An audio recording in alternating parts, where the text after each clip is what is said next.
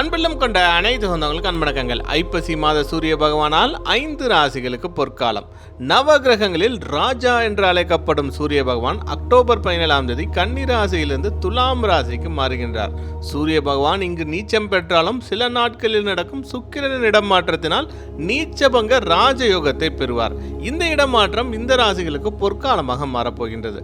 முதலில் ரிஷபம், உங்கள் உத்தியோகஸ்தானத்திற்கு வரும் சூரிய பகவானால் பணியில் உங்கள் கடின உழைப்பால் முன்னேறுவீர்கள். வெளியூர் பயணங்களால் லாபம் உண்டாகும். சிம்மம், முயற்சி ஸ்தானத்துக்கு வரும் சூரிய பகவானால் உங்களுக்கு நிதி விஷயங்களில் முன்னேற்றம் உண்டாகும். சுய முயற்சியால் வெற்றி பெறுவீர்கள். துலாம், ராசியிலே சூரிய பகவான் வருவதால் உங்களுக்கு ஆன்மீகத்தில் நாட்டம் உண்டாகும். பணியிடத்தில் திறமை அதிகரிக்கும். தனுசு, லாபஸ்தானத்தில் சூரிய பகவான் வருவதால் நீங்கள் நினைத்த காரியம் நிறைவேறும். சமுதாயத்தில் பேரும் புகழும் உண்டாகும்.